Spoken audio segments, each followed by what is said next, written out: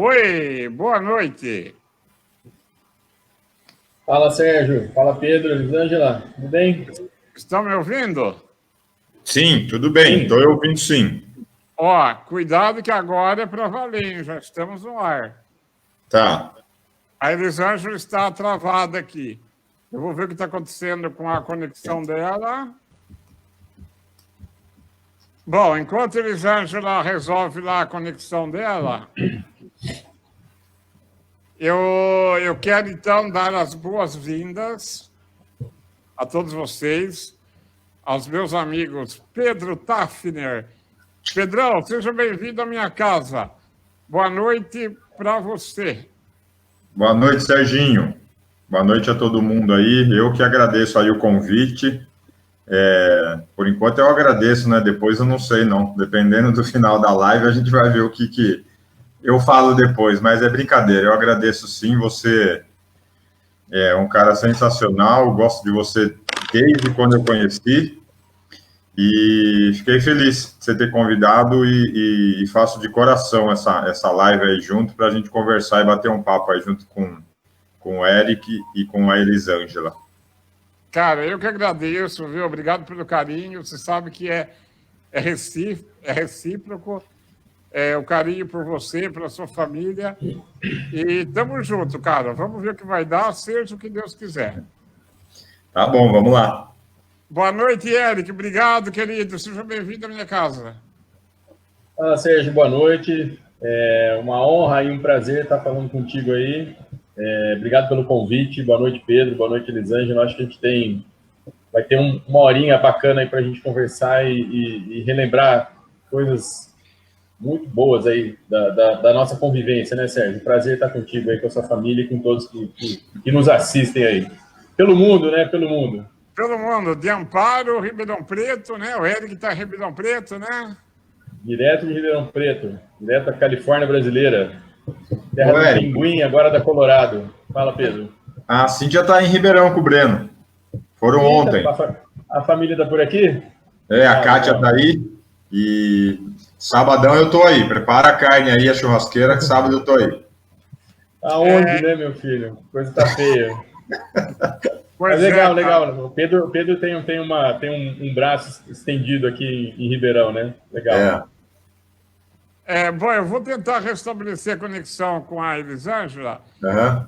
Enquanto isso, Pedro, eu quero apresentar vocês, para quem não conhece ainda vocês. O Pedro é da área de educação física, o Eric também. O Pedro é coaching, life coach e mindset. É isso, Pedro? Fala. Isso, bonito, né? Bonito, cara. Chique, o nome é bonito. Não, na verdade, a história toda do coach,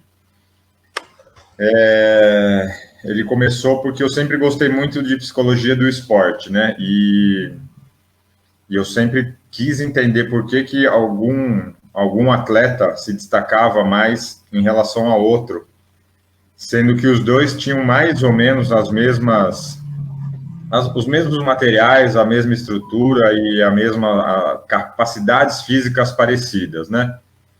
E aí eu comecei a estudar muito a psicologia, ler tanto lá na faculdade quanto depois, e daí quando você começa a fuçar nisso daí, aí aparece alguma coisa sobre coaching. E aí eu passei acho que um ano lendo, estudando por conta, daí eu comecei a criar coragem para fazer um curso de coaching lá no IBC. Aí fiz, gostei muito, aprendi muito, acabei meio que me destacando lá na turma e fui convidado pelo pessoal do IBC a ficar ministrando alguns cursos lá, né? A ser staff, aí depois você é anjo, você é staff, e aí você vai subindo alguns níveis lá dentro, e eu sempre gostei de ler sobre isso daí, sobre o que acontece na mente e tal, por que um é mais motivado que o outro, por que o outro não é, por que um tem preguiça, por que o outro não é, e aí eu comecei a agregar isso ao meu trabalho, a personal e a educação física e ao fato de eu dar aula na faculdade. Então eu comecei a entender que, sei lá, músculo é músculo, o que vai diferenciar e o que vai dar o senão final é a questão do mindset, é o pensar positivo. Então, eu comecei a entrar nessa área aí, eu sempre quis entender o que acontece com a mente, com a psique do ser humano, né? E comecei meio que a entrar sem querer, fuçando, lendo, amadurecendo a ideia, e o coach me mostrou um montão de possibilidades para eu poder extrair mais resultados dos meus alunos. Então, eu quis só agregar a minha profissão. Cara, é um tema que qualquer dia merece uma live exclusiva, hein? Ah, sem dúvida, sem dúvida. Que Por legal. exemplo, por que a Mariazinha emagrece e a Luluzinha não? Entendeu? Por que uma consegue abdicar de algumas coisas em prol de outras e a outra não? Então, a resposta está toda aqui, ó. Resumindo, assim, bem en passant, a resposta está toda aí. Sabe, concluindo aí a sua fala, olha a Elisângela aí, querida. Tudo bem com você? Está nos ouvindo, Li? Pedro, Agora sim. legal, daqui a pouco eu passo a bola para você. Pedro, só concluindo o que você estava falando, em algum momento da minha vida eu descobri que é a cabeça que leva meu corpo, e não o meu corpo que leva a minha cabeça. Sim, sim. Eu acho que isso vem ao encontro do que você falou, né? A gente sempre percebeu isso em você, entendeu? Que embora esse processo todo degenerativo seu aí fosse te limitando, mas a gente percebia que a sua cabeça não deixava sempre que isso fosse avançando numa velocidade mais acelerada do que deveria ser. Então, sim, eu concordo plenamente com a sua fala, assim, no seu caso, a sua cabeça ditou muita coisa que talvez fosse na minha, da Elisângela, no do Eric, e as coisas não fossem, não corressem conforme elas correram com você. Então, eu acho, sim, que o mindset, o nosso sistema nervoso central é que manda no jogo. Legal, Pedrão. Antes de eu passar para o Eric, eu quero então dar o meu acolhimento à Elisângela. Li, seja bem-vinda à minha casa, a psicóloga Elisângela, que teve a ideia desse encontro aqui, né? Boa noite para você, Li. Boa noite, Sérgio. Boa noite, Pedro. Boa noite, Eric. Tive um problema aqui de conexão. Peço desculpas pelo atraso, mas cá estou. Muito bom, Li. Daqui a pouco eu vou voltar com você para você fazer uma introdução aí à nossa roda de conversa. E o Eric, meu amigo Eric, também de algumas décadas já. Eric, também da área de educação física, tem uma experiência aí no Rio de Janeiro, né, onde morou e trabalhou na Escola Naval, e hoje é diretor de esporte da Secretaria Municipal de Esporte de Ribeirão Preto. Faça a sua apresentação aí breve, então, Eric. Bom, boa noite a todos aí. Tá me ouvindo bem, Sérgio? Tranquilo? Perfeito. Câmbio. Prazer estar dividindo tela com esse timaço aí. Só gente fera. Mas vou tentar resumir rápido aí. A gente tem uma história bacana que a gente vai conversar ao longo da live. Estive com a minha família por 8 anos no Rio de Janeiro, saí de Amparo em 2011, começo de 2011, né? Finalzinho de 2010. Fiquei 8 anos lá e ao término do meu tempo de militar temporário, né? Fiquei na Marinha, como você mencionou, vim para Ribeirão. Então, cá estou desde então. E segui mais ou menos uma área diferente do Pedro aí, né? Dentro da educação física, um pouco da área da gestão, né, fazendo a parte de administração esportiva, enfim, fiz alguns cursos, fiz alguns aperfeiçoamentos, um estudo mais aprofundado da área da gestão e fui aproveitado os meus conhecimentos, as qualidades aí junto à administração pública municipal aqui. E cá estou, vou me estender muito não, que o entrevistado aqui é você, cara, sou eu não. Inclusive, qualquer dia nós precisamos fazer uma live e você compartilhar conosco, inclusive, a experiência nas Olimpíadas, né, e nas Paralimpíadas. Tá? Passei por tudo isso. Legal, Eric. Minha amiga Elisângela, para contrabalancear o time, né? Temos aí 2 profissionais da área de educação física e, finalmente, uma mente sã, uma psicóloga. Né? Lia, se apresenta aí, por favor. Bom, eu sou Elisângela Siqueira, sou psicóloga, fiz psicologia na PUC, fiz aí, né, ao longo de 20 anos de carreira, fiz muitos cursos, e uma das práticas que eu faço atualmente é o atendimento psicológico online, né, faz 7 anos que eu tenho essa experiência, é muito interessante, e eu atendo amparo no consultório convencional também. E aí eu tive essa brilhante ideia de entrevistar o Sérgio, e faz um tempo que a gente vem amadurecendo essa ideia, né? E até que deu certo, né? Então, meninos, né, a responsável aí por esse grande encontro, né? A responsabilidade é minha. Descobrimos aí, Pedro. Que bom. Pois é, até o final da live a gente vai ficar sabendo se foi uma ótima ou uma péssima ideia, né? Como é que tá nosso Ibope aí, Sérgio? Cara, estamos nesse momento com 42 mil pessoas assistindo. Yes! Muito bem. A família foi avisada. Daqui a pouco começam as perguntas aqui, os comentários ao vivo, tá? Tem uma frase em latim que eu acho que resume bem esse time que está comigo aqui hoje, né? Que é mens sana in corpore sano. Concorda? A mente fica por conta da Elisângela, né? Pois é. Pode deixar comigo. Li, nós sabemos que a ideia que você teve, um dos objetivos é compartilhar informações a respeito de algumas vivências minhas que podem ajudar muita gente, né? Por exemplo, o tratamento com o Spinraza. Até hoje eu não sei como é que pronuncia direito o nome desse medicamento. Não sei se é Spinraza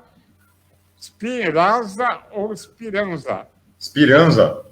Enfim, mas isso não importa. E também sobre qualidade de vida e outros aspectos psicológicos, né, também, que podem aí ajudar muita gente. O que você nos traz como introdução aí, Elisângela, como psicóloga? Então, Sérgio, eu acompanhei, né, algumas das suas lives, não consigo acompanhar todas, né, porque, né, você é muito ativo, e as suas lives me trouxeram algumas reflexões, né, que eu gostaria até de falar aqui hoje.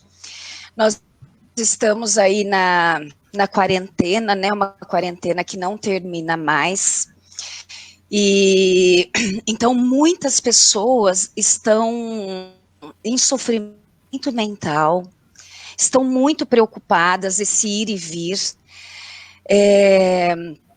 então as pessoas estão adoecendo, elas buscam desesperadamente um sentido para a vida.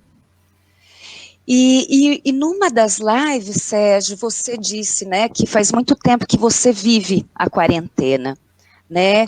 Faz muito tempo que você sente isso na pele, né? O que é esse não poder ir e vir, que você busca sentidos, né, para a sua vida, para a sua existência, que você busca forças, energias para viver, para dar sentido, que é o que a maioria de nós, né, não fazemos.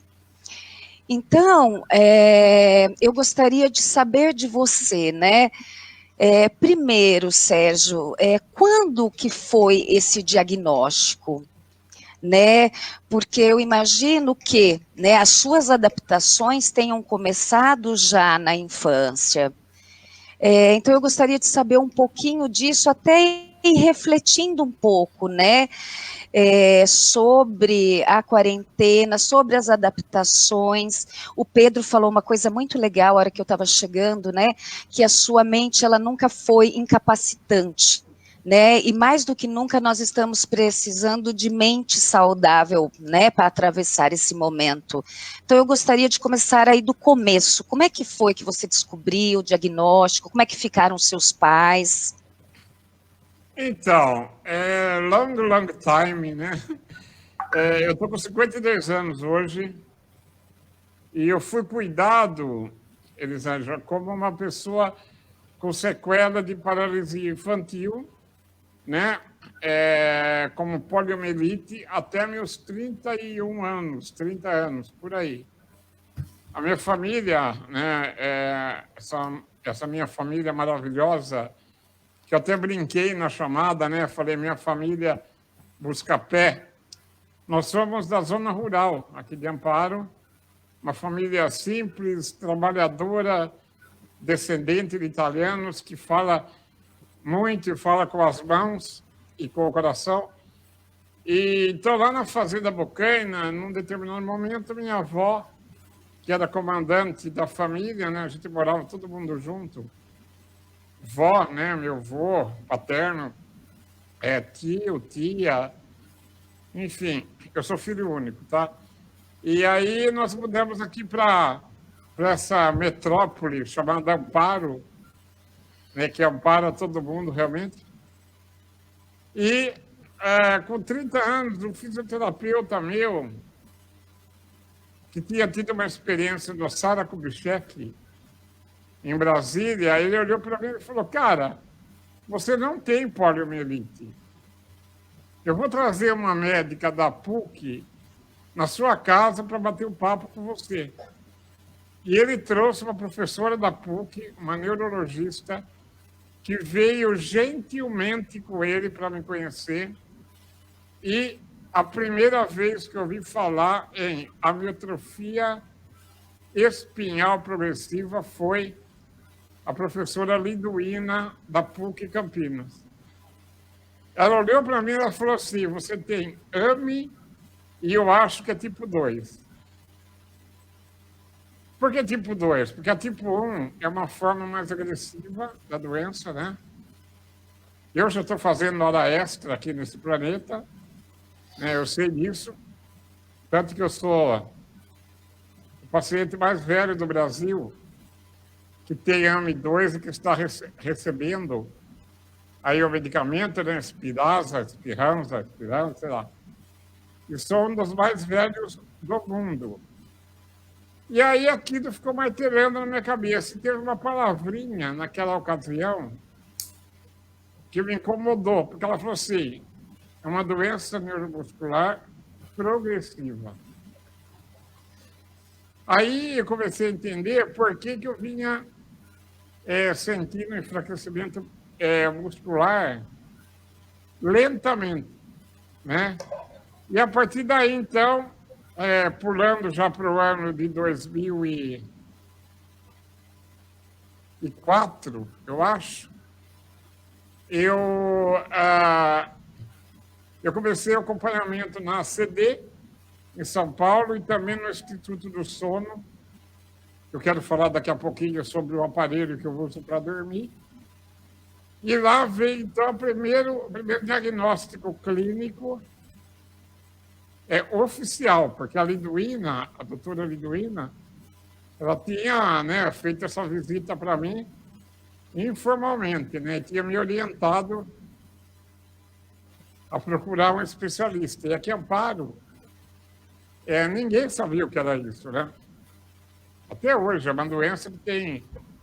A literatura ela é escassa, a literatura científica. E aí, então, veio depois o diagnóstico clínico e o diagnóstico através do DNA, né? O mapeamento genético que então comprovou que eu tenho AME tipo 2. Agora você vê que como que a minha família é maravilhosa, eu fui tão bem cuidado que eu nunca tive uma escara, né, na vida. O que é escara? É aquelas feridas, né, geralmente no bumbum, né, no meu caso eu nunca tive bumbum, né, eu sempre tive bunda, né. Eu tenho bunda, não tenho bumbum. Eu nunca tive escara. E a pneumonia, que é uma doença que persegue muito, né, quem tem AME, eu só tive, acho que na vida, durante, né, os meus 52 anos de vida, eu acho que eu tive aí umas 5 pneumonias só, 5, 6. Sendo que a mais grave foi em 92. Então é isso, né? O começo da história é isso. É assim. Entendeu? Legal, né? Fala a verdade, legal. Legal. O que mais? Pedro, Eric, quer fazer alguma colocação? Tá só assistindo aqui, né, Pedro? Só assistindo, não. Você vai participar, velho. Você vai... Não, são histórias que às vezes a gente não sabe nos detalhes, por isso que ele tá prestando atenção aqui. Pedro, fica à vontade. Ô, Sérgio. Oi. Então, aí conta um pouco, volta ainda um pouco antes, no tempo de Rangel, lá para trás, né, coisa de 5, 10 anos atrás, né? Volta um pouco, começa a contar um pouco para a gente aí, como é que foi essa questão aí de você começar a descobrir e a se entender dentro dessa doença, trazendo para o meu lado da educação física escolar, dentro da educação física escolar lá no Rangel. Como que você começou a entender e como que você começou já puxando para o mindset, pensando para o lado do coach? Como que você começou a entender que você era uma pessoa que tinha o AME e como que você ia se virar dentro da educação física escolar, por exemplo? Tem mais perguntas nesse sentido, mas só para começar a puxar as questões aí que a gente pensou. Pedro, nós estudamos em que ano lá, você lembra? Foi isso, primeiro ano. O primeiro Não ano. começava com 2 ainda, né? Os anos. Acho começava que... 1, 9... Isso mesmo, Eric, não precisa lembrar dessas coisas. Foi coisa de 10 anos atrás, não foi, Serginho? Foi em 76. Isso. 2020, a 76 dá o quê, né? É uma quarentena, praticamente, né? Cara... É a minha idade. Cara, você sabe que a educação física... Você sabe que é a única aula, a única matéria, a única disciplina que, infelizmente, eu não participei ativamente como aluno na época, né? Eu ficava olhando as aulas de educação física da janela. Hoje essa concepção mudou, né? Você perguntou assim, quando eu comecei a perceber que eu era diferente, né? Bem, eu acho que eu percebi lá na fazenda já. Nós mudamos a fazenda aqui para Amparo quando eu tinha 6 anos. Mas antes disso eu já percebi, entendeu? Claro, que eu não conseguia jogar bola lá no campinho de futebol da fazenda, mas isso não me impedia de eu estar incluído lá, levando bolada na cara, na beira do campo. Quando eu tomei, por exemplo, a primeira picada de marimbondo na cara, eu percebi que eu não podia correr dos marimbondos, né? E na escola, cara, eu fui... Apesar de ter tido um episódio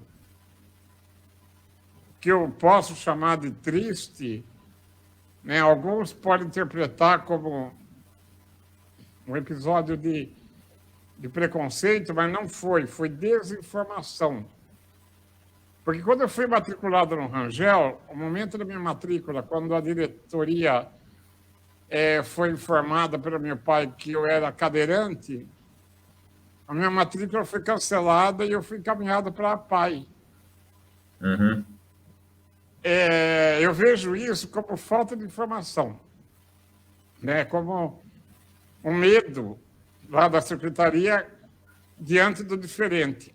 Bom, resumindo a história, a minha matrícula só foi enfiada a goela abaixo graças à interferência da Delegacia Regional de Ensino e de um laudo médico. Até o prefeito, na época, interferiu, sendo que era escola estadual, mas ele ficou sabendo do caso e acabou interferindo.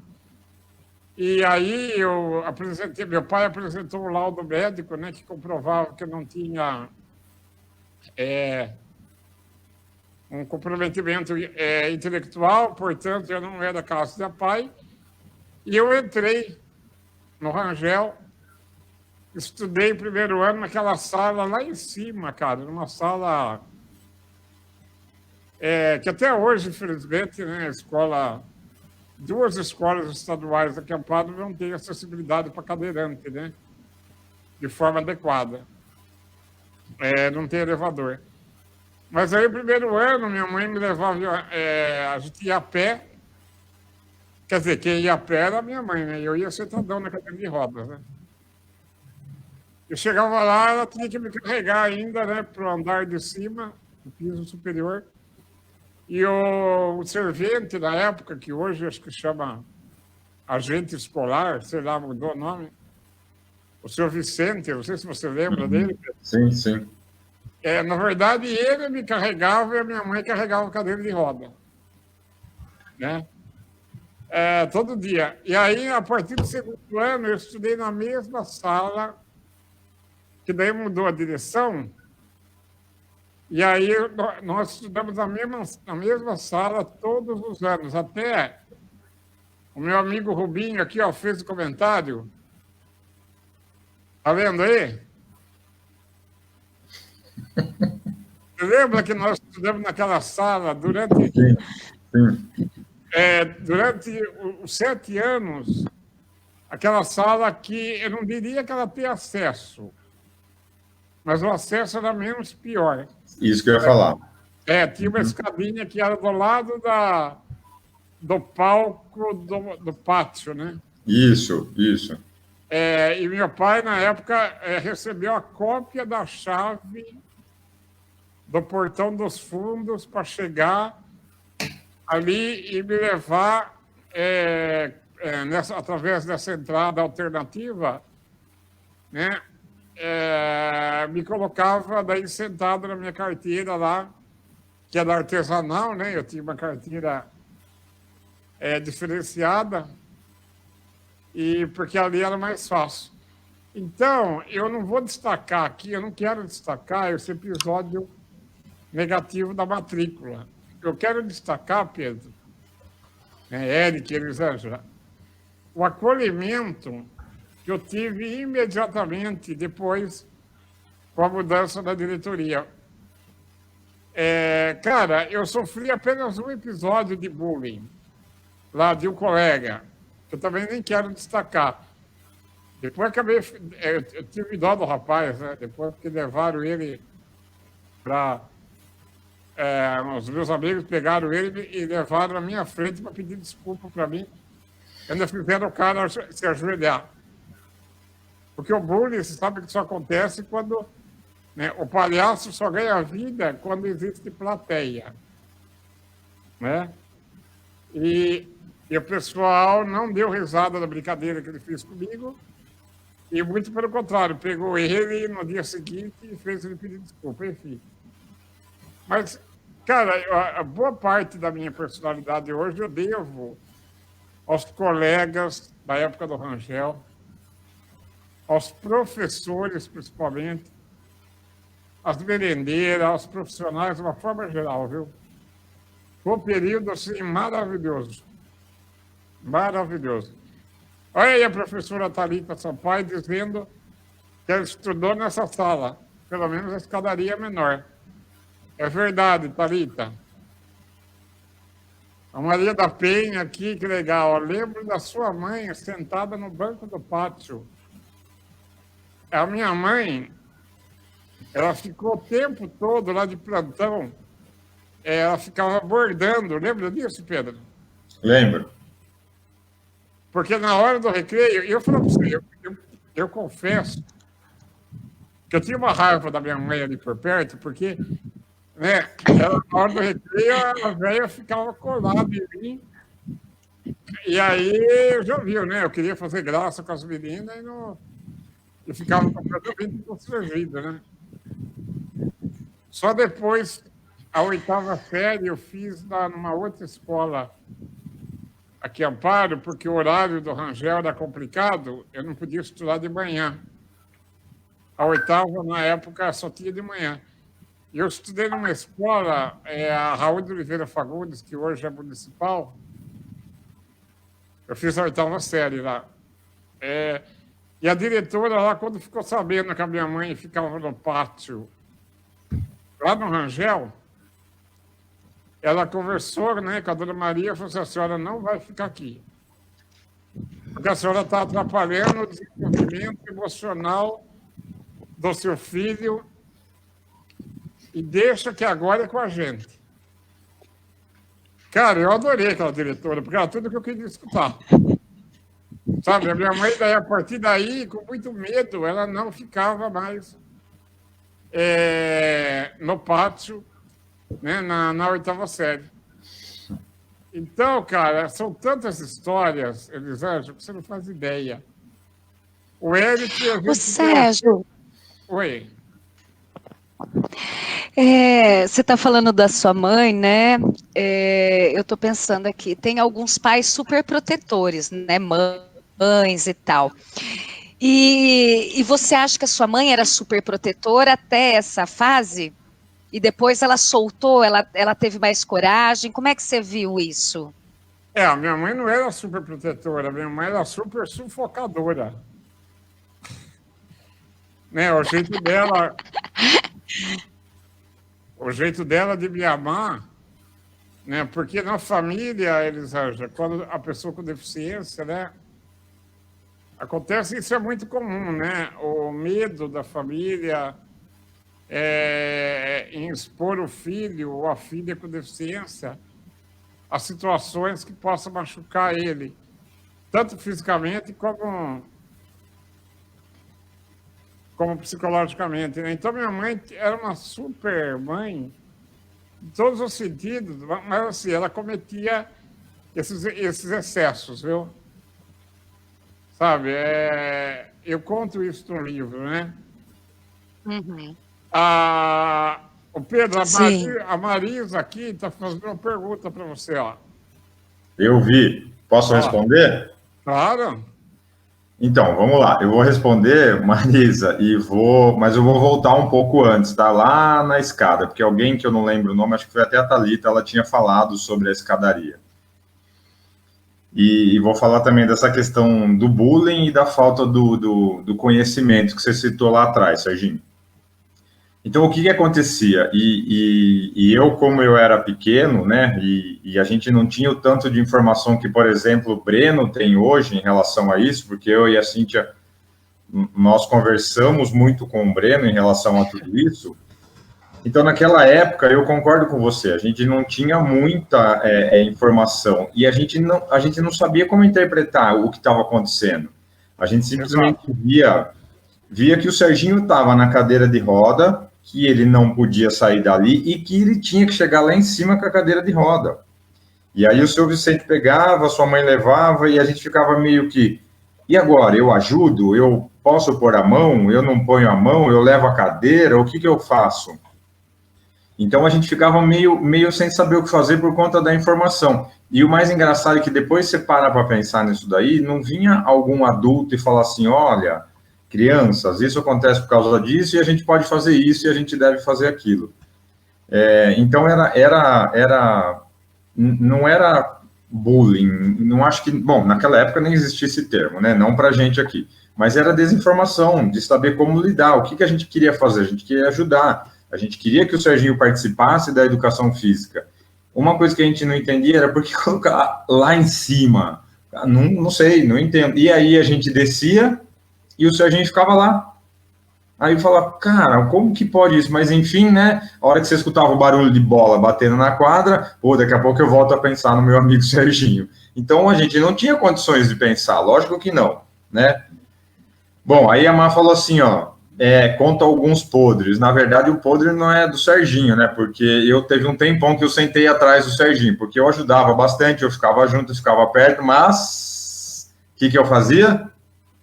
Pegava cola, né? Eu ia falar, caiu a borracha do Serginho, tia, posso pegar no chão? Levava 3 dias para pegar e olhava, né? Deixa eu ver o que ele está respondendo. Então, agora, podre mesmo assim, vamos pular essa parte, né? Eu acho que é melhor mudar de assunto. Eu quero é melhor. Tá vendo essa pessoa aí, Eric, que tá aí, mandou um recadinho aí? Minha mãe, beijo, mãe. Te amo, tô com saudade. Eu quero aproveitar a boa noite dela, Eric, e dizer que a sua mãe, ela fez parte da minha infância. Ela tinha uma loja de roupa, não tinha? Tinha ali na Humberto Beretta. A loja de a roupas da Beretta, da minha avó. A minha mãe era uma cliente fidedigna, né? E além de amiga, né? E a loja da sua mãe, por que eu quero falar isso? Foi a primeira loja que eu entrei na vida. Sabia disso? Dessa eu não sabia. Pois é, cara. A loja Mireta. Não era Mireta o nome? Loja Mireta, exatamente. E olha, o que eu sentei no balcão da loja da Dona Ida, eu vou falar baixinho, que ela não me ouça, eu cheguei até a soltar uns pulos no balcão dela, viu? Então, assim, é um episódio... Tinha um degrauzão, assim, para entrar, né, Sérgio? Tinha um degrauzão para entrar na loja. Minha mãe me levava carregado, cara. Então, fica o meu carinho aqui, a sua mãe, e essa lembrança agora que eu tive repentina, tá bom? A Thalita fez um comentário aqui. Lê para mim, Elisa Jaci, eu aproveito para dar uma descansada e uma respirada aqui, vai. Por favor. A Thalita está perguntando, ô Sérgio, você sempre teve essa leveza para olhar para situações complicadas ou foi algo que você aprendeu com a experiência? Tinha alguma pessoa adulta que te ajudava nesse sentido? Olha, Thalita, se tem uma coisa que eu não tenho é leveza, viu? Porque eu estou com quase 90 quilos, viu? Mas olha, eu nunca fiz terapia na minha vida, né? E eu tenho referências. Aliás, agora, recentemente, eu fiz sim, uma terapia, foi acho que há de 2 anos para cá, foi mais até por curiosidade, acho, do que por alguma necessidade psicológica. Mas ela pergunta para mim sobre pessoa adulta que me ajudava nesse sentido, né? Eu tenho, sim, várias referências, né? Além do meu pai, apesar das nossas diferenças, ele sempre foi meu suporte, né? Emocional, psicológico e também físico, né? Além de ser o nosso chofer, né? Motorista particular. Mas o meu tio e os meus avós. Mas não aquela ajuda específica, o meu neto... né? Ele é... Todo mundo me via como uma pessoa frágil, né? Fisicamente falando. Mas eles me tratavam com uma naturalidade que isso me fortaleceu muito. Eu era visto como qualquer outra criança. Tanto que o meu avô materno, que sempre morou na fazenda, eu lembro de um episódio até engraçado e constrangedor ao mesmo tempo. Ele acho que esqueceu que eu não tinha força no braço. E uma vez ele me deu um estilingue. Ele fez um estilingue para mim. Que ele gostava de caçar passarinho na época, né? Olha que postura mais ambiental. Na época era outra coisa, né? E daí, eu lembro quando eu ia na casa dele, ele colocava latinhas na cerca e tacava pedra com estilingue. E aí ele fez o estilingue para mim e me deu, esperando que eu pegasse o estilingue e desse lançasse essa pedra, né? Eu falava assim. Ele ficou tão sem graça que a pedra caiu no meu pé. Porque eu nunca tive força, né, de puxar e... Mas você vê, né, o olhar natural dele. Aí ele ficou sem graça, ele falou assim, é chato mesmo brincar de estilingue, mas vamos brincar de outra coisa, né? E esse daí me marcou muito. Olha que interessante, Elisângela. Né? Sim, Então... e você falando, Sérgio, desculpa, só deixa eu fazer aqui um comentário, né? Então, assim, você se sentia mais melhor quando, assim, você estava no meio de todo mundo, quando você não tinha essa super proteção que muitas vezes a sua família te dava. Então, assim, esse era o melhor dos mundos para você naquela época? No meio dos amigos é que eu sempre me realizava, né? Nossa, eu tenho histórias assim, com os amigos que falam para você, né? Então, assim, o meu habitat natural era no meio da galera, né? Era quando eu ia para o churrasco, quando eu ia em alguns lugares que eu não posso falar onde que com os amigos. Então, por quê? O Alex escreveu aqui, ó, ele é irmão do Eric, né? E ontem ele me emocionou, o Alex. Ele me mandou 2 vídeos que ele digitalizou de VHS quando eu tinha menos de 30 anos. Um eu mandei no grupo lá, vocês viram? E o outro foi de uma reunião que a gente fez. Aliás, foram várias.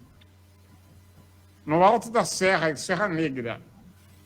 E esse vídeo, Elisângela, tinha uma fogueira, sabe o que? Era um luau. Fogueira, violão, eu ali perto do fogo, morrendo de frio, embalado, né? Porque minha mãe me colocou 10 blusas e ainda me envolveu num edredom para poder ir lá. E eu fui com os amigos, tá? Eu era carregado pelos amigos. Cada dia era um amigo que me carregava para tirar do carro, botar na cadeira. E ontem, só para deixar claro, né, fica o meu registro aqui. Quando eu vi esse vídeo, Alex, cara, eu juro, escorreu uma lágrima, viu? Olha, o tempo é cruel com a gente, viu? Eu era magro, eu posso dizer até que eu era um gato, viu? E a galera ali em volta, cantando Raul Seixas, pô, é um negócio sensacional, viu? Sensacional.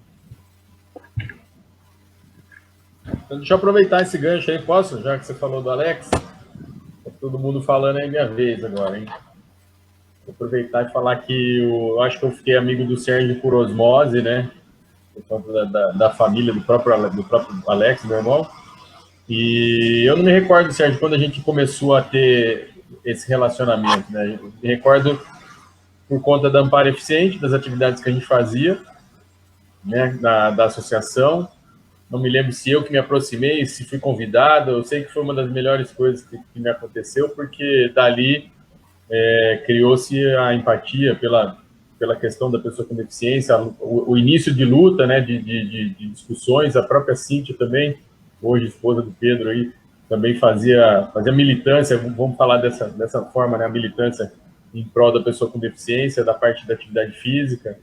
Então, e aí tudo começou a acontecer, a questão de participar da prefeitura, você também no legislativo e tudo mais. Mas o que eu quero dizer é que é interessante que toda atividade que eu participava, estando em Amparo ou não, depois daquele período que eu saí, né, que eu fui para o Rio, enfim, eu fui fazer outras coisas, toda atividade que envolvia alguma coisa paralímpica, esportiva, especialmente voltada para a pessoa com deficiência, eu pensava no Sérgio. Não, o Sérgio ia gostar de fazer isso, o Sérgio ia gostar de fazer aquilo.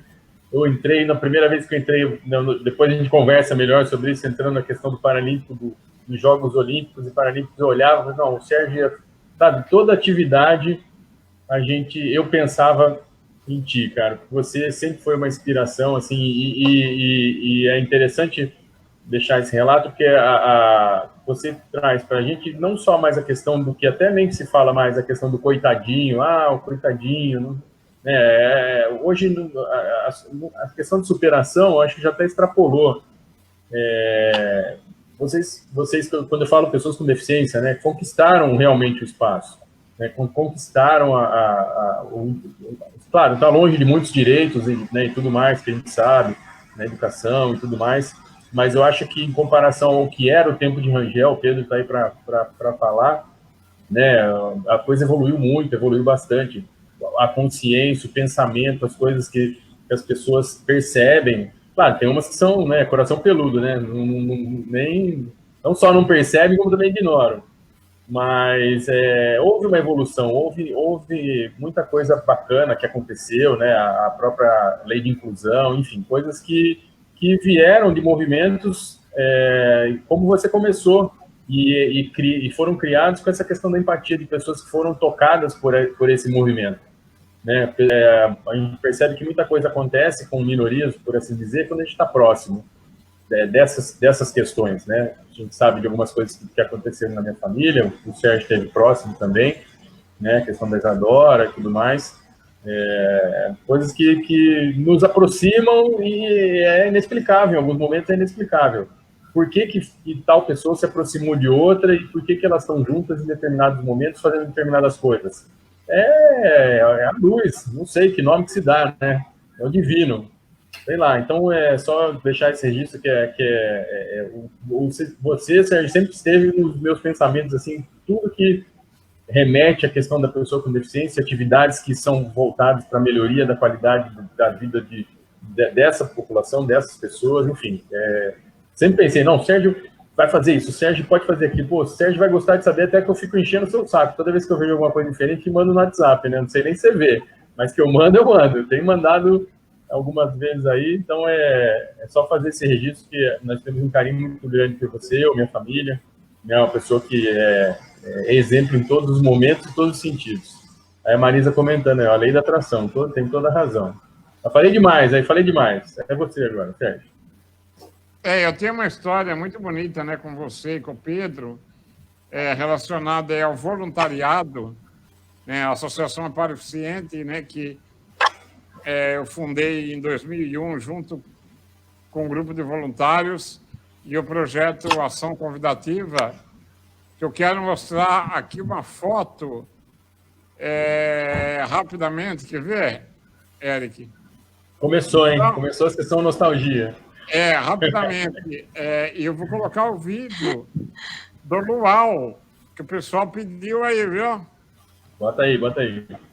Ó, tá vendo? Essa foto aí é lá na faculdade.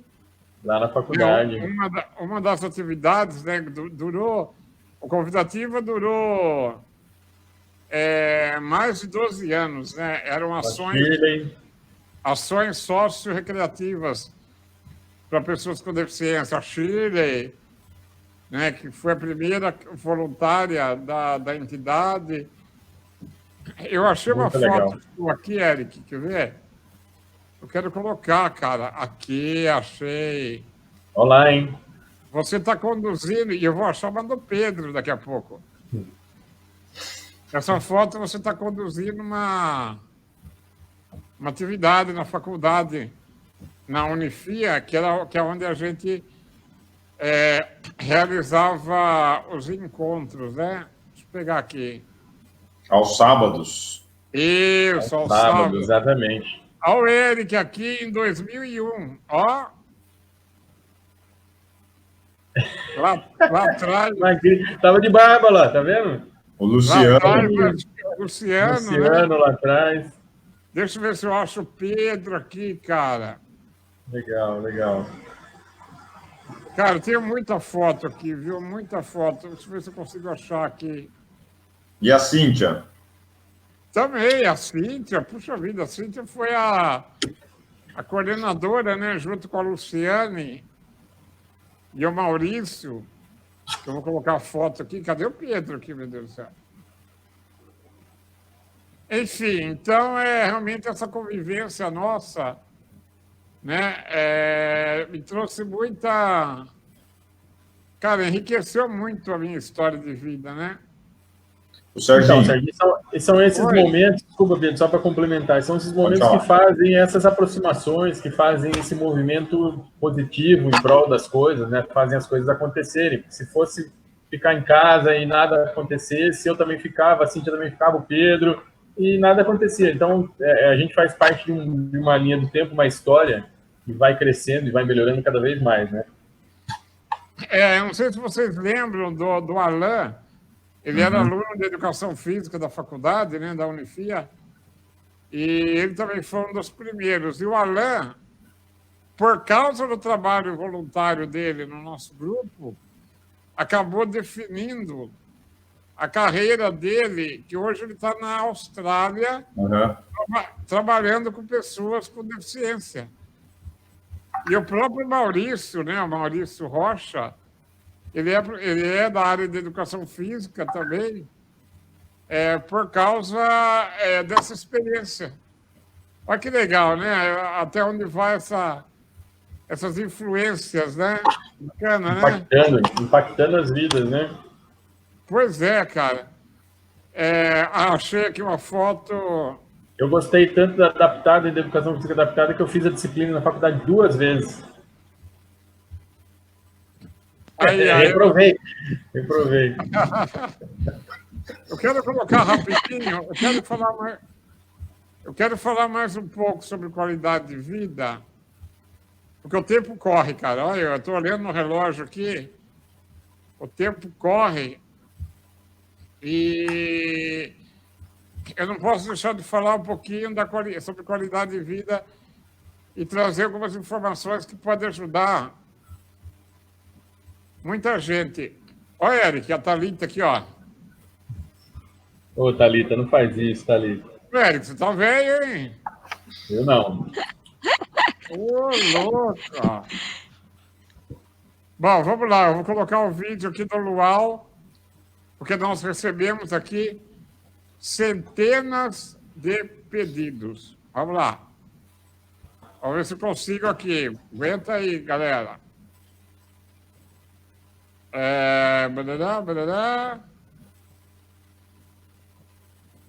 Fala para mim o que está aparecendo na tela aí. Está aparecendo na tela do YouTube.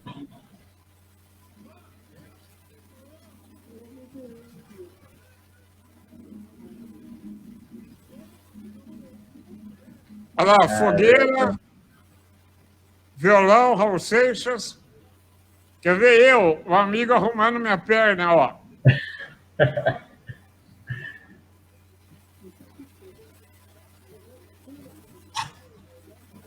Nós estávamos num casulo.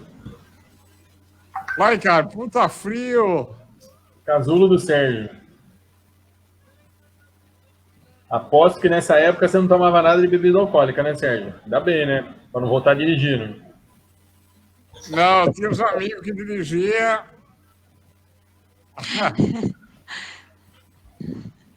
Olha, cara.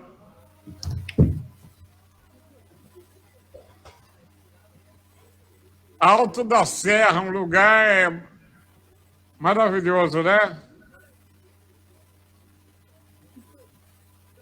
Legal. Olha a Vanderleia ali Sim, atrás, é muito ó. bonito. Ó a Vanderleia. A Vanderleia.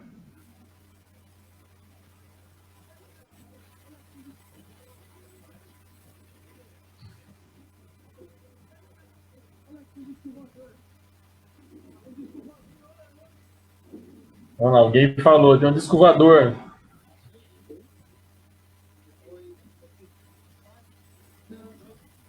Bom, As meninas. bom, esse vídeo dura 15 minutos e... Deixa eu tirar aqui agora, peraí. Deixa eu tirar como é que eu tiro isso aqui. Como é que eu tiro o vídeo aqui? Pronto. Só para um tira-gosto. É o tipo do vídeo que é importante só... É importante para quem estava lá, né? E não deixa de ser uma amostra do que aquilo que a Elisângela falou, de como que os meus amigos sempre me trataram, né? Vocês viram ali uma brincadeira de um amigo mudando a minha perna e o outro falando assim, amputa, vai, amputa, não usa mesmo. Vai, corta a perna, esse rapaz, fica mais leve para carregar. Então... meu Deus. É isso aí, gente. O que mais que vocês querem que eu fale? Ô, Sérgio. Thalita, a gente é de Kombi. A minha Kombi, o nome dela é Vanderleia. Por que Vanderleia? Porque, na verdade, ela pensa que ela é van, né? Ela é uma van, mas ela não é van, ela é uma Kombi. Ela é Vanderleia. Que engraçado. Oi, Pedro, fala. Ô, Sérgio, a Cíntia Pegoretti mandou um zap aqui para mim e ela quer saber sobre a Bosch adaptada e as políticas públicas, para a gente conversar sobre isso daí um pouco. A Bosch adaptada, é isso? Isso. Então, cara, a Bosch adaptada foi um projeto que nós iniciamos, aí, infelizmente, ele não se desenvolveu. Mas é o único esporte, por exemplo, que eu poderia participar, né? Porque a Bosch adaptada ela é para tetraplégicos que têm somente o movimento, né, da cabeça, que é o impulso necessário, né, para empurrar a bola numa canaleta. Né? No meu caso, sei lá como que eu ia empurrar, se é com o nariz ou com a língua, sei lá. O queixo? O queixo, sei lá, qualquer coisa, né? Com os olhos, sei lá. Então, assim, é um projeto que está engavetado, né? Está engavetado, quem sabe aí num dia a gente tira da gaveta. E ela falou outra coisa, o que? Políticas públicas? Porque lembra que a gente tinha o bloco de carnaval, né? E lembra que eu acho que é dezembro, será que é setembro ou dezembro que a gente fazia a nossa carreata, passeata lá no Dia Internacional? E aí algumas pessoas vinham ajudar a levar a cadeira. Eu quero levar. E a gente falou assim, é bom você levar, sim. É bom você levar para você perceber a dificuldade de se andar de cadeira de roda aqui na cidade de Amparo, né? Subia a Rua 13 caminhando, lembra? Saía da Praça da Estação. A primeira caminhada... Eric. Isso mesmo. Fala, Sérgio. A primeira caminhada da inclusão que nós organizamos aqui em Amparo, nós fechamos a Rua 13, tinha mais de 300 pessoas participando. No sábado de manhã, né, os lojistas bravos pra caramba com a gente, né, porque nós fechamos a Rua 13. É verdade. E carro de som... enfim, nós pegamos o prefeito da época e colocamos ele na cadeira de rodas. E ele subiu a Rua 13 e subia as calçadas naquelas guias, né? Que as guias, na época, não obedeciam às normas da BNT, para ele ter essa vivência, né? Então, esse trabalho de... Ele caiu, né, Sérgio? Então, ele sofreu pra caramba, né, cara? Ele caiu. Ele caiu, exatamente. Então, essas vivências, cara, na verdade, nada mais é do que um exercício de empatia, né? Para se colocar no lugar do outro. Porque quando a gente fala, né, sobre tudo isso, a pessoa que não vivencia ou que não tem na família, né, alguém com deficiência, de repente ela não entende a verdadeira dimensão, né? O Rubinho, que é meu amigo aqui, meu brother, fez uma pergunta aqui, ó. Das minhas palestras, qual a pergunta que mais me surpreendeu? Eu quero falar disso porque me trouxe na memória agora. Eu fiz uma palestra uma vez em Itatiba e eu contei as minhas histórias do meu jeito, né, com bastante humor, tirando sarro, né, ou fazendo graça da minha própria desgraça. E no final, cara, uma moça, também cadeirante, me perguntou assim: qual é a receita da felicidade, Sérgio?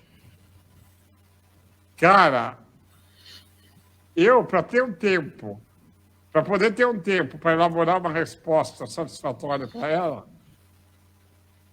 aliás, essa é uma estratégia que eu indico, viu? Quando alguém te faz uma pergunta, você não tem a resposta na hora, você devolve a pergunta para ela. Eu falei assim para ela: mas quem disse que eu sou feliz? Aí, pelo menos eu tive um tempo, né, para processar.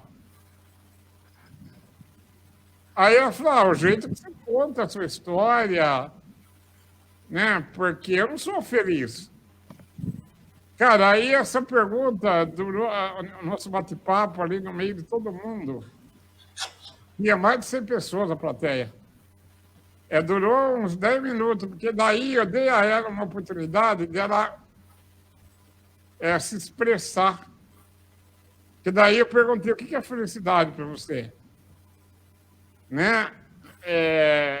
Enfim, o bate-papo eu não vou conseguir reproduzir aqui, mas essa mulher ela saiu de lá muito pensativa. Então, meu objetivo eu consegui, que foi provocar nela um sentimento, porque as pessoas colocam assim, né, que a vida... a gente tem que ser feliz. Pô, cara, ninguém é feliz 24 horas. Ninguém é feliz 100%. E ninguém é triste 100%, entendeu? Você concorda, Sérgio, como psicóloga? A vida a vida é um gráfico. É um gráfico de emoções. Sérgio, você tem toda a razão, né? E agora, o que acontece? As pessoas acham que a felicidade ela vai ser permanente, né? Estaremos todos num paraíso, e não acontece, né? São momentos felizes. E abrindo também um parênteses aqui no que você está falando, existe aquele estereótipo, né, de que as deficiências são tristes, as pessoas com deficiências só ficam em casa, as pessoas com deficiência não têm um espaço, né, social. Claro que a gente precisa muito das políticas públicas, né? E quando você conta a sua história, as suas histórias, quando você traz os seus amigos aí para falar, né, com a gente, com o público, isso fica muito claro que é possível. Todos nós, né, com deficiência ou não, podemos estar inseridos, seja na escola, na rua, na chuva, na fazenda, na comunidade, né?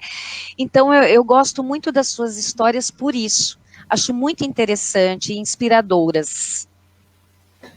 Então, Liz, sabe, eu acho que eu sempre, na prática, né, do ativismo da pessoa com deficiência, na causa aí da pessoa com deficiência, como voluntário, junto aí com o Eric, com o Pedro, durante muitos anos, eu sempre também busquei sensibilizar as pessoas, fazer com que elas repensassem sobre esse universo das pessoas com deficiência, no seguinte sentido: quebrar estereótipo, né, quebrar paradigmas, mitos e tabus. Quando eu falo estereótipo, eu vou te dar um exemplo.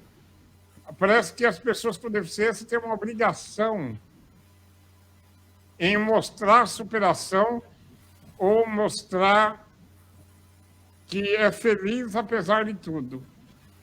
Cara, eu tenho uma implicância com esse pensamento, sabe, de exemplo de superação, porque eu, por exemplo, primeiro, eu sou um ser humano como qualquer outra pessoa e tenho bons exemplos e tenho péssimos exemplos, né? E agora, como pai, né, é claro que eu tento ser, como ser humano e como pai, cada dia a gente tenta ser uma pessoa melhor e passar os melhores exemplos para os nossos filhos. Só que nós somos humanos, né? Nós somos seres humanos, né? Então, aquele estereótipo da pessoa com deficiência como super-herói, ou então outro extremo, como coitadinho, eu acho que não tem que subestimar e nem superestimar. Porque quando você subestima alguém ou você superestima, você vai para os extremos, né? Ser humano é ser humano, entendeu? A vida é maravilhosa por causa das diferenças, né?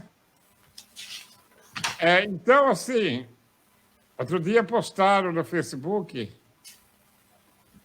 a imagem de um cadeirante pulando paraquedas e marcaram meu nome.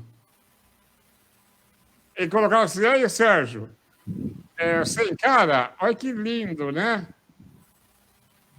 Claro, bonito, lógico que é. É seu sonho, Sérgio? O cara perguntou. Eu falei, mas nem vontade de falar palavrão. Eu falei, pô, eu tenho o maior cagado de altura, cara. Quem falou que eu quero pular de paraquedas, andar de asa delta? Só para mostrar que eu posso? Entendeu? Eu tenho minha vida, eu faço o que eu gosto. Entendeu o que eu quero dizer, Sérgio? Entendeu? É bonito. Sim. Claro que é extremamente importante você superar os seus limites. Mas, pô, primeiro, pergunta para a pessoa. Qual é o limite que você quer superar? Qual que é o seu sonho? Não é porque eu sou cadeirante. Eu tenho consciência que tem muita coisa que eu não posso fazer. Mas tem muito mais coisa que eu posso fazer. Com adaptação, né? Uhum. Então, vocês entenderam o exemplo que eu dei agora de você relacionar a pessoa com deficiência à obrigação de superar o limite. Pô, cada um tem o seu limite, o seu sonho, entendeu? Eu morro de medo de altura e de lagartixa. Entendeu? Pelo amor de Deus. Entendeu, Eric? O que você acha sobre isso? Você é um homem ou é um frango? Porra. Às vezes eu sou homem, às vezes eu sou um saco de batata. Saco de batata. Mas é isso mesmo, concorda? Os meninos aí concordam comigo? Entenderam o que eu quis dizer? E se não entenderam, também é problema de vocês. E aí, podemos fazer mais uma pergunta? Claro. Lógico. Então, ó, primeiro vamos lá na pergunta da Cíntia. Ela perguntou 2 vezes aí. Você consegue ver, Sérgio? Eu coloquei 2 vezes aqui para lembrar de responder ela. Isso. Senão ela fica triste, ela briga comigo depois. Não, pelo amor de Deus, Cíntia. Beijo. Olha lá. Então. Você convidar a Cíntia para a live, Sérgio, não o Pedro. Pois é. Sérgio, você pode contar como se sentiu quando houve uma possibilidade da prática de atividade física? Então, Cíntia, assim, na verdade, é 1 milhão de possibilidades, né? A palavrinha mágica, a palavra-chave é adaptação, né? Quando eu percebi que existia esporte adaptado, que, aliás, foi bem antes da convidativa, né? Porque eu já gostava de ver quando a imprensa resolvia, né, transmitir, o que era raro, né, Eric? É raro, né? Agora é mais... Ainda é. Melhorou, então, mas ainda... É só canal pago, né? Canal... Mas eu já sabia, por exemplo, que tinha esporte que eu poderia praticar. E tem um esporte que eu adoro, que é considerado esporte, sim, que eu joguei muito, na vida é xadrez. O xadrez é considerado esporte? Ó. O que você acha, Pedro? É. Sim. Eric. Sim. Então, eu jogava com os meus amigos e eu falava, né, qual era o movimento da peça que eu podia, que eu queria, aliás, movimentar. E então, Cíntia, assim, quando alguém descobre que tem a possibilidade de participar de algo que até então ele achava que não conseguia, isso é maravilhoso. Eu tenho um amigo tetraplégico, inclusive um deles mora em Socorro, que ele sim, ele queria, ele desceu uma tirolesa. É algo que eu nunca tive vontade, tá? Pelo amor de Deus. Mas quando ele descobriu, com profissionais, que ele poderia descer uma tirolesa, que é uma das maiores do Brasil, fica em Socorro, no Campo dos Sonhos. É hotel, né? Se você vê a alegria desse cara no vídeo, quando ele me mandou, pô, é emocionante isso, entendeu? É emocionante. Só, me perdoe se eu vou decepcionar você nesse momento, mas, por exemplo, o esporte e a arte são ferramentas muito poderosas para a inclusão social. Eu tenho mais afinidade com a arte, por causa da minha história com ela, do que com o esporte. Tá? Então, assim, se eu for desprender energia e investimento, né, energético, mental e até financeiro, como eu fiz na vida, eu optei pela arte. A arte, para mim, é a segunda maior paixão minha, né? Depois da minha família. Então, mas a sua pergunta, eu entendi a essência dela e eu espero que eu tenha respondido. Viu? Eu acho que respondeu, sim. A Cíntia captou a ideia. Sérgio, mas aí baseado no que a Cíntia perguntou, no que você respondeu agora e o Pedro comentou também, você acha que se tivesse tido um incentivo maior para o esporte, uma adaptação adequada, um local e tudo mais, independente do esporte, mesmo que fosse para a bocha, claro que o que leva para a bocha é uma situação atual, a sua condição física, mas lá atrás, você teria praticado mais? Você teria praticado mais atividade motora adaptada? Sim, esporte. Por exemplo, como eu falei no começo, o fato de eu nunca ter participado de uma aula de educação física, isso daí é uma lacuna na minha vida. Eu gostaria muito na época. Mas às vezes eu acho também que eu gostaria de estar na quadra lá, do Rangel, com o pessoal, mais por causa das menininhas que usavam calçainha curta do que fazer atividade. Tudo tem um motivo, né? Mas eu queria muito, Olha que legal. Elanã, o nome dele, o que é? Você conhece, Eric? Não estou me recordando. Elanã não me recordo. Aqui em cima ele mandou um recadinho para você. Eu vi. Sérgio, muito legal e importante sua história. Olha que legal essa frase. A felicidade, ela não depende do que nos falta, mas do bom uso que fazemos do que nós temos. Ou seja, as pessoas elas colocam como meta, às vezes, alguma coisa para conquistar, para trazer felicidade. E, de repente, a felicidade está no nariz dela, ela não percebe, cara. Entendeu? Porque se você colocar a felicidade na linha do horizonte, como algo a ser conquistado, pode ter certeza que no dia que você conquistar, no dia seguinte você vai inventar outro sonho, outra meta, e vai viver atrás, vai reinventar. ok, é importante reinventar? Mas a gente corre o risco de passar a vida inteira só correndo atrás dos objetivos e não curtir o momento atual.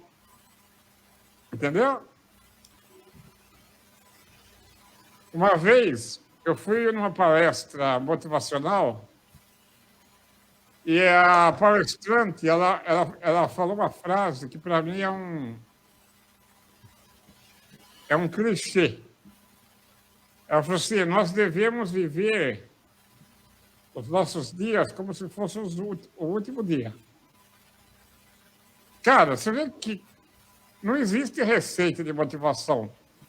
Aquela frase pode ter ajudado muita gente, né? Olha, que legal. É isso mesmo, nós temos que viver o dia, né? O nosso dia como se fosse o último. Igual aquela música, né? Acho que do Renato Russo, né? Que fala isso. É isso? Quando ela abriu uma pergunta, você acha que eu consegui ficar quieto? Não, né?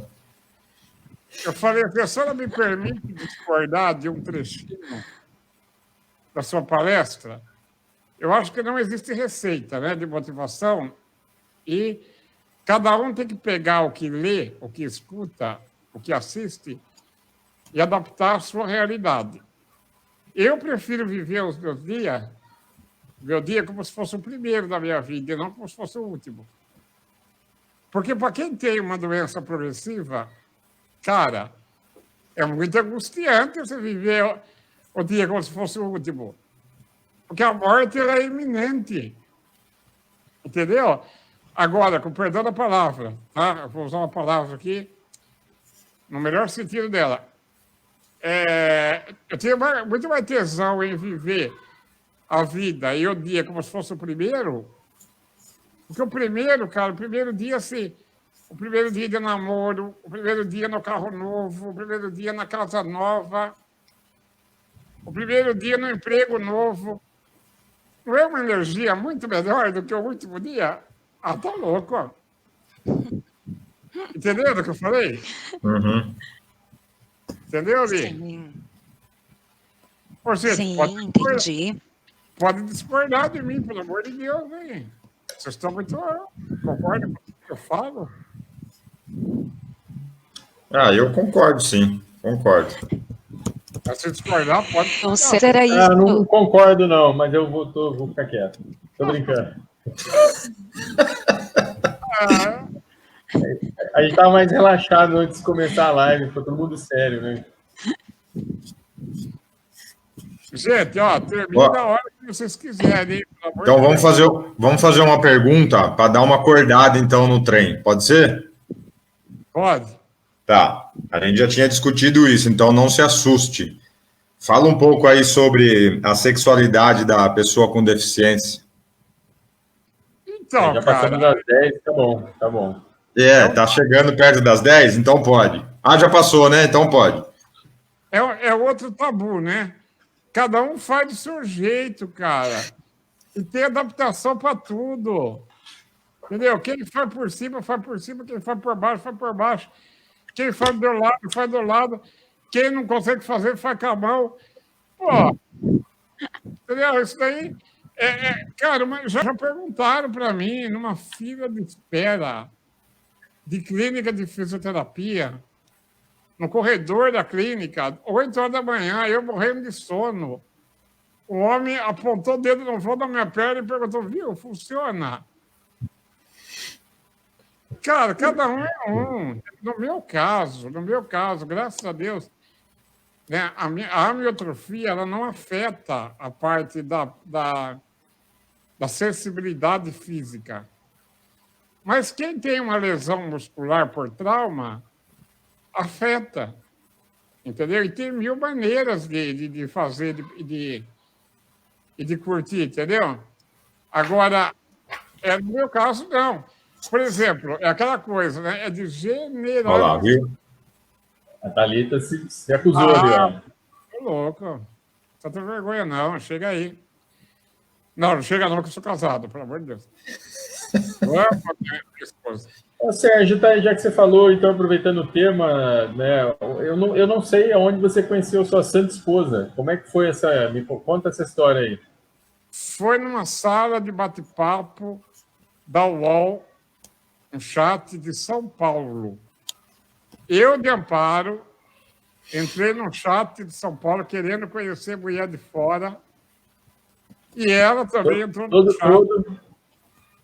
Então, e ela também entrou no chat de São Paulo, na mesma sala. Com o mesmo objetivo. Querendo conhecer alguém de fora. De repente, oi, boa noite, tudo bem? Tudo bem. De onde você TC? Lembra, na época era assim, né? De onde você TC? Os nossos apelidos da sala era gordinha e eu profano, ao nível. Gordinho e profano entra na sala. Oi, tudo bem? De onde você TC? Do interior de São Paulo. Ai, que legal, eu também. Mas da onde? Da região de Campinas. Ai, que legal, eu também. Vai reduzindo, vai reduzindo. A que cidade? De Amparo. De Amparo, cara. Sabe, os dois de Amparo foram se conhecer numa sala de bate-papo de São Paulo. Era o Tinder da época. E eu, assim, eu conheci muita gente através da internet, através do telefone, com disco amizade, na época da Telesp, que depois virou Telefônica, e hoje é Vivo. Eu fazia amizade até por correspondência, cara, eu fazia amizade. Marcava encontro, a pessoa vinha em casa, minha mãe morria, coitada, né? Marcava encontro. Às vezes eu ia para outra cidade. Uma vez eu fui para Indaiatuba, numa praça, e eu fui com um amigo meu, né? Ele me deixou na praça lá, e ele saiu de perto, e a mulher não aparecia, e eu sozinho lá. Eu pensava assim, caramba, daqui a pouco eu vou ganhar esmola aqui na praça e a mulher não vai aparecer. Aí ela apareceu. Depois de 15 minutos, ela apareceu. Por fim, não virou nada, viu? Naquela ocasião, não rolou nenhum beijo. E eu tinha combinado com esse amigo meu que se eu desse um grito, é para ele ir correndo lá, né? Me salvar, né? Aí, enfim, eu conheci muita gente, né? Quando eu falo muita gente, é do sexo feminino, tá? Talvez se fosse do sexo masculino, ninguém não tem nada a ver com isso, né? E a Elisângela, a gente fez amizade primeiro na internet e depois uma amizade virtual que se transformou numa doce realidade. Olha que lindo. E hoje nós temos uma filha, a Lavínia, 10 anos. Deixa eu compartilhar uma foto aqui que eu adoro. Ô, Sérgio, conta um pouco. Oi, Eli, pode falar. Sérgio. Oi. Conta um pouco da chegada da Lavínia, da gestação dela. Conta essa história, eu acho muito interessante. Acho que o público precisa saber. Então, o fato de eu ser cadeirante a vida toda, embora, né, eu não, como eu falei, a miotrofia ela não afeta o desempenho sexual. Por outro lado, o fato de ser cadeirante a vida toda me ocasionou quase que uma infertilidade, né? Isso pode acontecer, inclusive, com um caminhoneiro, né, que fica muito tempo sentado. E aí eu fiz um espermograma e a contagem deu muito baixa aqui em Amparo, né? E o médico daqui de Amparo falou que dificilmente a gente ia conseguir ter o filho biológico por causa, né, do resultado do espermograma. Na época, como eu já fazia acompanhamento em São Paulo, na ACD e também no Instituto do Sono, e aquele prognóstico que Amparo, a gente não é que a gente não aceitou, porque nós já tínhamos um plano B, né, que era de adoção, a gente ia adotar. Mas a gente foi em busca de outras fontes de informação, né? Resumindo a história, nós fizemos o DNA primeiro, um segundo DNA, no meu caso, porque a gente precisava saber se caso a gente pudesse ter um filho biológico, se esse filho ia ter a doença neuromuscular, né, a miotrofia. Então, a Elisângela também fez o DNA, eu repeti o meu DNA, porque eu já tinha feito, e aí o resultado foi que a Elis ela não tem o gene da miotrofia. Com isso, com essa informação em mãos, nós começamos um tratamento de fertilidade no Centro de Reprodução Humana da Escola Paulista de Medicina, da Unifesp. E aí o médico falou assim, olha, a única chance de vocês terem um filho biológico, mesmo assim na certeza, é através da fertilização in vitro, né, a FIV, FIV. Mas o material tem que ser coletado através de uma mini cirurgia e a fertilização acontecer no laboratório.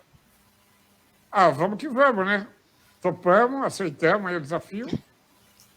E na primeira tentativa, bingo, né? Nós engravidamos. Eu vou colocar uma foto aqui.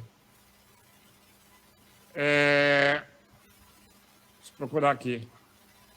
Então, Li, tem muitos casais que desistem, né? Já na primeira tentativa, né? Mas eu vou dizer uma coisa para vocês. Se tem uma coisa que é importante na vida, mais do que dinheiro, até muito mais, essa coisa chama-se informação. Tá? Informação. Porque quem tem informação detém, né, algumas possibilidades aí. E a gente se agarrou numa pequena probabilidade, né? E acabou dando certo. Olha que foto bonita essa daqui, ó. Quero compartilhar com vocês. E a Lavina, então, ela tem o gene da miotrofia, mas a doença não se manifesta. Entendeu? Tá. Porque do pai do gene, para se manifestar, né, a miotrofia, precisa, então, o pai, né? No caso, que é o meu caso, né? Que eu peguei 50% da minha mãe e 50% do meu pai.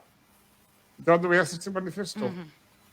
É claro que daí, quando a Lavínia tiver um filho, seria interessante o parceiro dela também fazer um DNA para ver se ele tem o gene da miotrofia. Porque se tiver, a chance do meu neto ter a doença é 25%.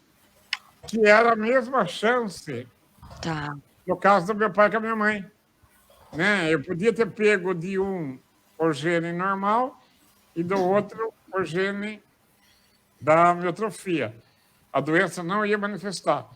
Ou eu podia ter pego um o gene normal e o outro também o gene normal. Mas eu peguei, né, no caso, os dois genes da miotrofia. Deu para entender mais ou menos? Sim. Deu para entender? Deu? Sim, acho muito interessante. Até tem um... Oi. Sérgio, tem uma pergunta aqui da Marisa Gonçalves.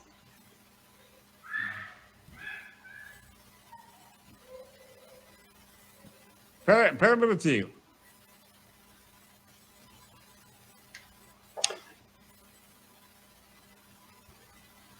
Hora da bronca. Pois é. A Marisa, me perdoe, querida, eu deixei sua pergunta aqui para responder. Você sabe que tem várias mulheres com AME aí pelo Brasil que chegaram a engravidar. Mas no nosso caso, quando nós fizemos lá o tratamento do Centro de Reprodução Humana da Unifesp, o nosso caso foi apresentado em congresso, porque eu fui o primeiro caso de alguém com doença neuromuscular progressiva que engravidou lá através daquele setor. Outros cadeirantes já tinham passado por lá, mas todos eram por lesão, né, medular, de trauma. Eu fui o primeiro De trauma. Isso. Aí a Thalita achou o nome, colocou o nome científico aqui, ó. Anomalia autossômica recessiva. É isso aí, Thalita. Você acha que eu ia lembrar disso daí a essa hora? Eu falei do meu jeito. Obrigado, Thalita. Gente, é isso daí. Eu acho que nós estouramos horário. Não. Não? Uhum. Vocês estão curtindo? Bacana. Estão curtindo? Querem perguntar mais alguma coisa? O pessoal que está acompanhando. Nós chegamos aqui com 44 mil espectadores. Agora, claro, o pessoal não aguenta mais ouvir eu falar. Estamos com 24 mil, tá? Recorde. Recorde. Eu acabei de babar aqui agora. O que eu faço? Eu não consigo limpar. Chamo minha esposa para limpar. Eu vou colocar... Enquanto a saliva escorre pelo canto da minha boca, eu vou colocar o Pedro, a Ângela e o Eric. A hora que eu descer aqui pela minha blusa, eu volto a descer. Já limpou? Já limpou? Limpou ou não? Não, eu não consigo limpar, cara. Eu não vou chamar minha esposa, não. Ela está lá. Ela está lá quando ela vem. Sérgio, acho que por hoje tá bom, então, hein? A Elisângela, ela é muito discreta, né? Ela não gosta de aparecer. Eu sou bem discreta. Bom, então. Aliás, Então, é por isso que a gente se dá bem, né? A gente encontra o equilíbrio. Um ajuda o outro a encontrar o equilíbrio. eu acho que formam um belo casal. Ô Sérgio, para concluir, né, ouvindo aí a sua história, eu fiz algumas anotações aqui. E então você contou da infância, da adolescência, a sua época na Esbórnia, né? As suas amizades e como você foi inserido na sociedade, as coisas que você aprontou e tal. E eu achei muito legal, né, como nós estávamos falando, existe a ideia, né, que as pessoas com deficiência são tristes, né, tem que ficar em casa, porque tudo é mais difícil, se locomover é mais difícil, e a gente sabe que é mesmo, né, e você disse assim, né, que você prefere viver a sua vida como se fosse o primeiro dia. E aí eu comecei, né, aqui falando sobre a quarentena, né, que não termina mais, a época que nós estamos. E é muito interessante, né, porque você está dizendo para nós que você sempre buscou um sentido para a vida, né, você sempre deu jeito aí, você sempre deu nó em pingo d'água. E eu acho que agora é a nossa vez, né, e as pessoas têm enlouquecido, né, é a nossa vez de dar um sentido para tudo isso, para a vida, nos deparar com as nossas escolhas e viver a vida como se fosse o primeiro dia, né, então você detesta que eu fale isso, né, que você é um espírito de luz, mas eu acho que é nesse sentido mesmo, né, das superações. Então, isso é bem legal, né, é um exemplo nesse sentido. A gente agora na quarentena, o que fazer, como dá jeito, né? Qual o sentido de tudo? Legal, Era Lia. isso que eu queria dizer. Legal, Lia, sua fala acho que essa experiência da quarentena está trazendo aprendizado para todo mundo, né?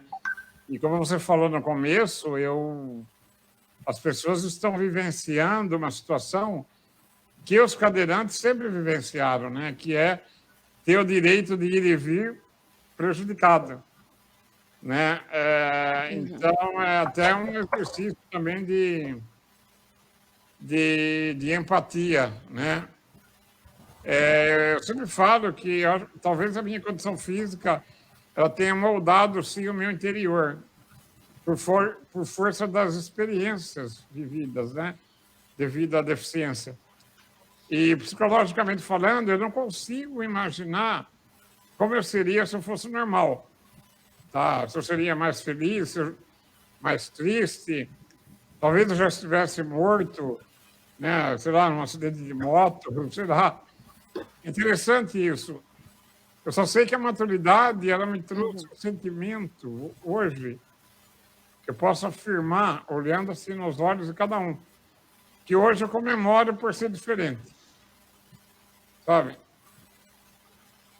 Hoje eu comemoro, e pelos amigos que eu tenho, pela família que eu tenho, pela família que eu construí, né? Que assim, eu acho que a grande alquimia da vida é transformar pequenos momentos, né? Pequenas experiências em grandes emoções e grandes aprendizados, né? Sobre a quarentena, eu estou sentindo muita falta do programa na Rádio Cultura, que eu parei de fazer, faz 4 meses que eu não saio de casa. Ontem eu saí, até eu coloquei lá no Facebook, né, a gente deu uma paradinha no supermercado, eu fiquei dentro da Kombi de máscara, né? E foi uma baita aventura radical, né, para quem não sai de casa 4 vezes. Mas o que eu peço às pessoas é responsabilidade. Se puder, fique em casa, pelo amor de Deus, vai passar. Aliás, está passando. Eu faço parte do grupo de risco, né, por causa da baixa capacidade ventilatória que tenho no pulmão. E, então, assim, é o momento de a gente se cuidar. Esse vírus nos colocou no nosso devido lugar, né? Que é a nossa casa. Então, não dá para negar essa realidade que a gente está vivendo, né? Não dá para negar. Eu acabei misturando 2 assuntos aqui, mas acho que deu sentido, né? E só para terminar, a inclusão, pessoal, ela jamais deve ser vista e praticada como um ato de caridade ou de favor. Tá? Lembre disso, por favor. Tá? E Deus salva e o rock vivia.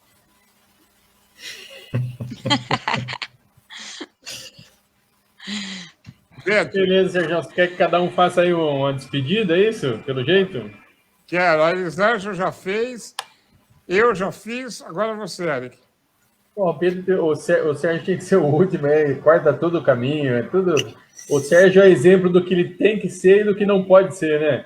É para quebrar estereótipo. Por que eu tinha que ser o último? Tá bom. Eu quero. Minhas considerações finais aí, então, depois eu passo para o Pedro. Uma honra, um prazer grande ouvir todos vocês aí, os comentários do pessoal. Eu estou acompanhando um pouco pelo streaming aqui, pela página do Face, os comentários, meu irmão, minha mãe, a Daniela, todo mundo que está vendo, os amigos aí, obrigado pela audiência, né, Sérgio? Então, você é um cara que cativa bastante todo mundo, todos nós, se atrai, é igual o imã, né, cara? Quando você começa a falar e começa a contar as histórias, aí todo mundo fica atraído, querendo saber mais e mais. Então, é uma honra, um prazer aí ter participado dessa conversa contigo e com esses 2 amigos aí queridos de Amparo e já de longa data, cada um traçando um caminho diferente e sempre se cruzando, né? Beleza? Obrigadão de novo, prazer. Pedro, tá contigo a manobra aí. Sérgio, Muito obrigado, como sempre. Quando eu dava aula na disciplina lá na Faculdade de Atividade Motora, eu sempre fiz questão de encaixar você pelo menos uma ou duas vezes lá nas salas de aula para você ir, para você contar a sua história, para você expor para todo mundo, principalmente para a gente que é dito normal, né, que a gente não tem deficiência nenhuma, que as pessoas acham que ninguém tem deficiência porque tem 2 braços, 2 pernas, anda, respira, enfim.